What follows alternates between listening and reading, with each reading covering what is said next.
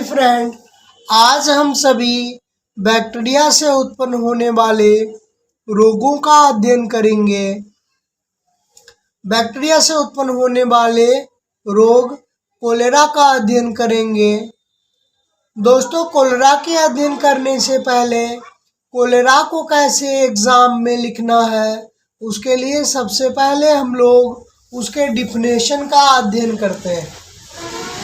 जब उसका definition clear हो जाता है तो फिर हम लोग उसके कॉजेटिव ऑर्गेनिज्म का अध्ययन करते हैं। जब कॉजेटिव ऑर्गेनिज्म क्लियर हो जाता है तो उसके इंक्यूबेशन पीरियड का अध्ययन करते हैं। जब इंक्यूबेशन पीरियड क्लियर हो जाता है तो उसके कैरेक्टर का अध्ययन करते हैं। जब कैरेक्टर क्लियर हो जाता है तब उसके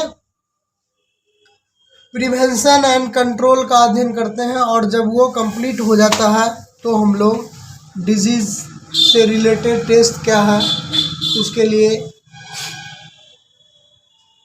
हम लोग अध्ययन करते हैं। आइए हम सभी कोलेरा का अध्ययन करें। कोलेरा यह जीवाणु से उत्पन्न होने वाला संक्रामक रोग है। यह जीवाणु से उत्पन्न होने वाला संक्रामक रोग है। यह एक व्यक्ति से दूसरे व्यक्ति में फैलता, यानी कोलेरा एक व्यक्ति से दूसरे व्यक्ति में फैलता है। यह मुख्य रूप से छोटी आंत को प्रभावित करता है। ये मुख्य रूप से छोटी आंत को प्रभावित करता है। दूसरा चीज़, इसके कॉजेटिव ऑर्गेनिज्म को हम लोग लिखेंगे तो इसका जो कॉजेटिव ऑर्गेनिज्म है वो है विब्रियो कोलेरी, यानी कोलेरा का जो कॉजेटिव ऑर्गेनिज्म है वो क्या है, विब्रियो कोलेरी। अब हम लोग इसके इंक्यूबेशन पीरियड का अध्ययन करेंगे। कोलेरा का इंक्यूबेशन पीरियड आइए जानते हैं। कोलेरा का इंक्यूबेशन पीरियड 2 घंटा से 5 दिन तक होता है। कोलेरा का इंक्यूबेशन पीरियड 2 घंटा से 5 दिन तक होता है। अब हम लोग जानकारी प्राप्त करेंगे कि कोलेरा कैसे फैलता है। आइए हम लोग स्प्रेड को अध्ययन करें कि कोलेरा कैसे फैलता है। कोलेरा कंटामिनेटेड वाटर से फैलता है। हम दूषित पानी को पिएंगे, कोलेरा हमारे बॉडी में कोलेरा का जो विब्रियो कोलेरी है वो अटैक कर जाएगा। हम कंटामिनेटेड फूड को लेंगे, कोलेरा हमारे बॉडी में आ जाएगा। हम कंटामिनेटेड फ्रूट को लेंगे, कोलेरा हमारे बॉडी में आ जाएगा। पुप्स से, उसके फैसेस यानी व्यक्ति का जो स्टूल होगा उससे भी बीमारी फैलने का खतरा बना रहता। आइए हम लोग उसके कैरेक्टर्स को रीड करें। देखिए, इसके रोगी को बार बार दस्त होता है, यानी इसका जो रोगी होगा इसको बार बार दस्त होगा। इसके रोगी को बार बार दस्त होगा। इसके रोगी के पेट में अत्यधिक ऐंठन युक्त दर्द होता है, यानी अत्यधिक ऐंठन के साथ दर्द होगा। हैजा के रोगी को थकान अत्यधिक महसूस होता है, यानी इसके रोगी को बहुत ज़्यादा थकान महसूस होगा। नेक्स्ट हम लोग फिर अध्ययन करेंगे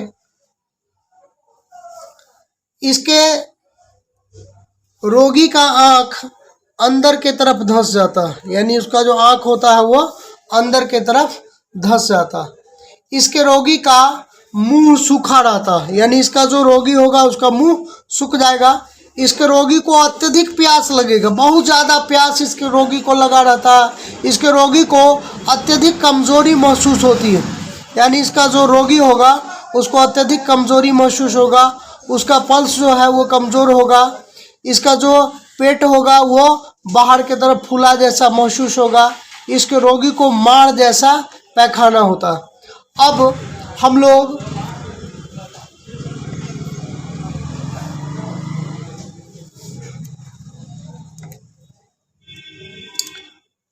कोलेरा का प्रिवेंशन एंड कंट्रोल पढ़ेंगे, यानी इसका जो प्रिवेंशन एंड कंट्रोल है वो क्या है।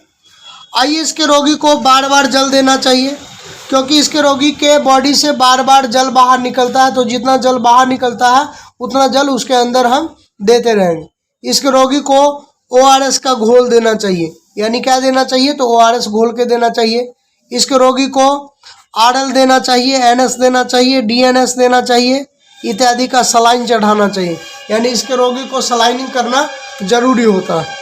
इसके रोगी को नमक, चीनी और पानी का घोल देना चाहिए। इसके रोगी को क्या देना चाहिए, नमक, चीनी, पानी का घोल देना चाहिए। इसके मल मूत्र को उचित स्थान पे निपटारा करना चाहिए, यानी इसके मल मूत्र को उचित स्थान पे निपटारा करना चाहिए। आइए दोस्तों, इसके बाद हम लोग अब इसके मेडिसिन्स का अध्ययन करेंगे कि इसको जो दवाई देते हैं वो क्या देते हैं। सबसे पहले इसके रोगी को प्रतिजैवी दवाई दी जाती है, यानी एंटी कोलेरा मेडिसिन दिया जाता है।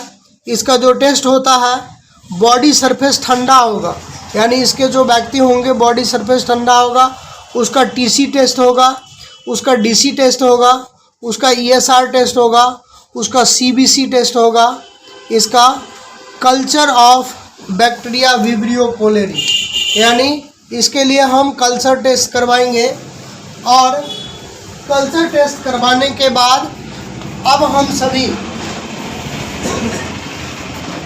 कोलेरा को अच्छी तरह से जब समझ चुके हैं, तो मेरे लिए प्लीज़ एक लाइक तो बनता है, एक शेयर तो बनता है, एक कमेंट तो बनता है, तथा subscribe my channel, subscribe my talent UD, talent UD.